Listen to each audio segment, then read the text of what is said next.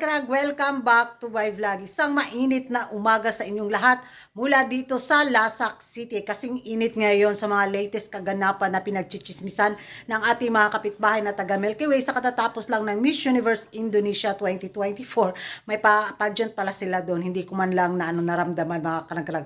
Hindi ko nakita yung finale nila sa Miss Universe Indonesia 2024 at bilang chismosa nga sa mundo ng beauty pageant, ano yun, nakichismis ako ngayon sa araw na to. Wala tayong menopausal distraction look dahil distraction nga ang mga hiritan, banatan, laitan ngayon sa nanalong Miss Universe Indonesia 2024 at sa mga runner-ups na kung saan may mga mega favorite sila na hindi nagwagi sa corona.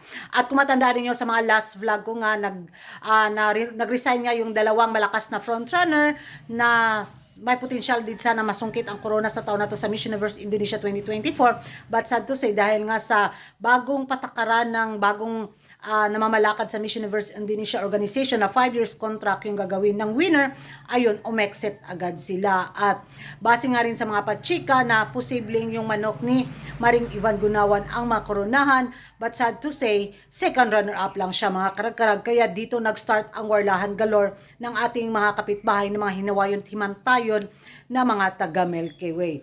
At so, nadismaya sila sa resulta dahil expected talaga nilang si Nadia ang makoronahan sa corona sa Miss Universe Indonesia 2024. But binigay ang corona kay Clara Baron yung pangalan niya, half vampira din. Puro mga half vampira man yung nakapasok sa top 3 mga karag-karag. May mga dugo talaga silang vampira. At pagdating naman sa kudaan, lumalamon naman sila talaga ng micro. Pero may microphone pero nag-stand out talaga daw sa gabing yon itong winner nila ngayon sa corona sa Miss Universe Indonesia 2024. At base nga sa mga banatan na mga kapitbahay natin, ayun, kaya daw hindi nanalo yung manok ni Maring Ivan Gunawan kasi taas daw og suwang.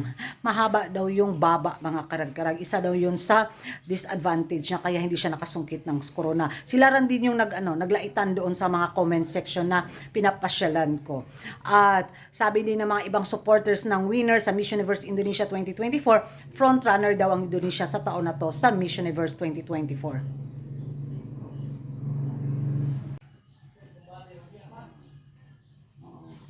Mas speechless galore man pud tayo agad sa front runner agad oy.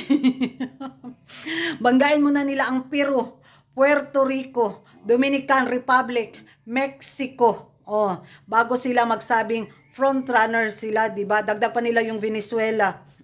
Dagdag pa nila sa Europe si Finland at saka si Czech Republic at saka si Denmark. Oh, di ba? Impas galore sila. Yun yung munang harapin nila bago sila mag-claim ng front runner sa Miss Universe 2024. At baka sikaran sila ni Tynes.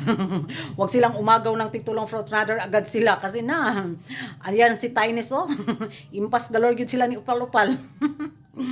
So, yun yung mga hanas at banat nila. So, sabi nga nila, bakit daw sila pa mag-away-away? Dapat supportaran daw nila yung winner nila. Pero hindi nga matanggap ng kabilang kampo mga karag-karag sa pagkatalo nga ng kanilang mega favorite na manok na si Nadia na nagwagi siyang second runner-up lang. So, yun may mga pa-videong lumabas na yung mga fans sa kabila daw is nag-middle finger, hindi daw deserve ng winner na ganunin sa mga supporter ni ni Maring Ibang Gunawan, yung winner nila doon, dapat full support sila para maka-place daw sila sa taon na to sa Miss Universe 2024. So, ay nako, ambot lang.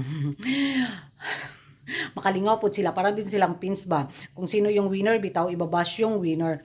At yung mga supporter nila na hindi nanalong kandidata, ayun, warlahan sila ngayon mga karkarag. Yan yung mga latest na kaganapang na i-share ko lang sa inyo na may chika ko sa araw na to sa naganap na Miss Universe Indonesia 2024. At thank you for watching mga karag-karag. Ano yung masasabi nyo na frontrunner agad ang kanilang winner sa Miss Universe 2024.